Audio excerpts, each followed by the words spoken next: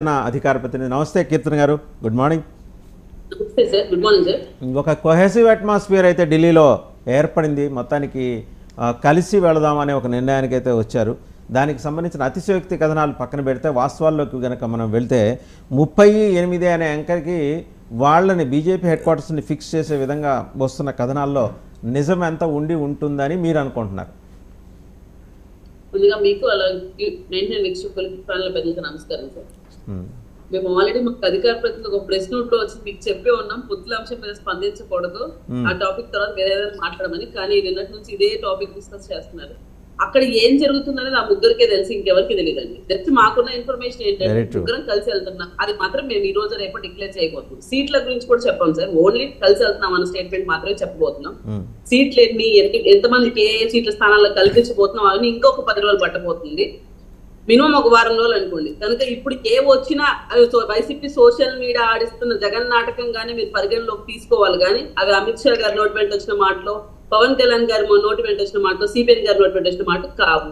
ఇంకోటి ఏంటంటే మాకు గొడవలు పెట్టడం కోసం వాళ్ళు ఎక్కువ అడుగుతున్నారు, మీరు తక్కువ తీసుకున్నారు, పవన్ కళ్యాణ్ గారు కాంప్రమైజ్ అవుతున్నారు, ఇట్లా మమ్మల్ని కూర్చేలాంటి మాటలు వచ్చినా కూడా వైసీపీ సోషల్ మీడియాని పరిగణలోకి తీసుకోకుండా జన సైనికులు ఉండాలని మనవి చేసుకుంటాం. ఇక్కడ రాష్ట్ర ప్రయోజనాల కోసం ముగ్గురు కలిసి వస్తే మంచిదన్న ఉద్దేశంతో పవన్ కళ్యాణ్ గారు ఈ ఏర్పాటు కుదిర్చారు. సో అందరం కలిసి కట్టుగా ఉండడం కోసమే ప్రయత్నాలు జరుగుతున్నాయి. అందులో భాగంగా ఒకరు తగ్గినా ఒకరికి ఎక్కినా అది రాష్ట్ర ప్రయోజనాల కోసమే అనే విషయం పక్కగా చెప్తున్నారు. సో ఏ స్టేట్మెంట్ ఇప్పుడు దాకా మీరు వెంటనే అవన్నీ ఊహాజనికాలి సార్. ఎక్కడ కూడా జూమ్ మీట్ టీడీపీ వాళ్ళకి కూడా జరిగింది, వాళ్ళకు కూడా ఇలాంటి ఇన్స్ట్రక్షన్స్ ఉన్నాయి, మాకు కూడా ఇలాంటి ఇన్స్ట్రక్షన్స్ ఉన్నాయి. కానీ ఎటువంటి విధంగా దీనికి ఎటువంటి అవగాహనతో కూడా మాతో ఎవరిని మాట్లాడతాం, ఏమి ఇంకా క్లారిటీ కాలేదు. జస్ట్ కలిసి వెళ్తున్నామని ఒక్క కాన్సెప్ట్ మాత్రమే తెలుసు అంతే. కాకపోతే మరి 38 అనే సంఖ్య వైసీపీ మీడియా కాదు, నేను చెప్పేది వేరే మీడియాలో వస్తుంది. ఆ 38కి మిమ్మల్ని కట్టడి చేసేస్తున్నారు వాళ్ళు. మీరైతే ఆ కట్టడికి లోబడైతే ఉండరు కదా.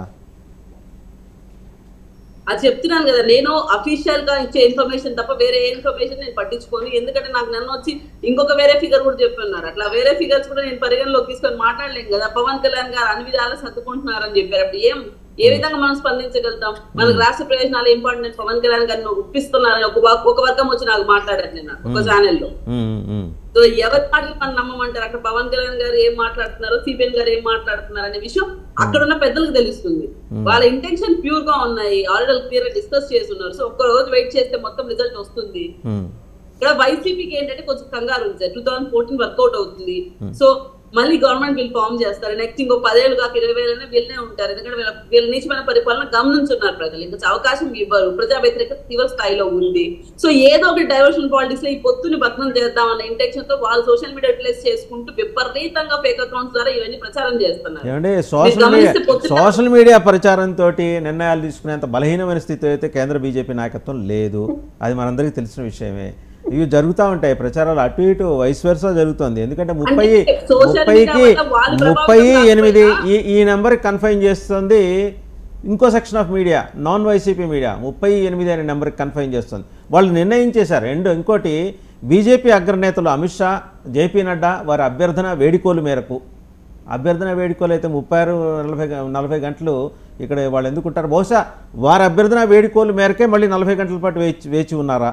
ఇలా కూడా ఆలోచించాలని వాళ్ళ అర్థమే మరి తెలియదు. సో రెండు వైపులా జరుగుతుంది డ్యామేజ్ అనేది. మళ్ళీ మీ దగ్గరకు వస్తే ఒకసారి రామ్నాథ్ గారి దగ్గరికి వెళ్దాం. రామ్నాథ్ గారు, చంద్రబాబు గారు, రేవంత్ గారు బేగంపేట ఎయిర్పోర్ట్లో రహస్యంగా కలుసుకున్నారు. 2 గంటల పాటు చర్చ జరిగింది. గురువారం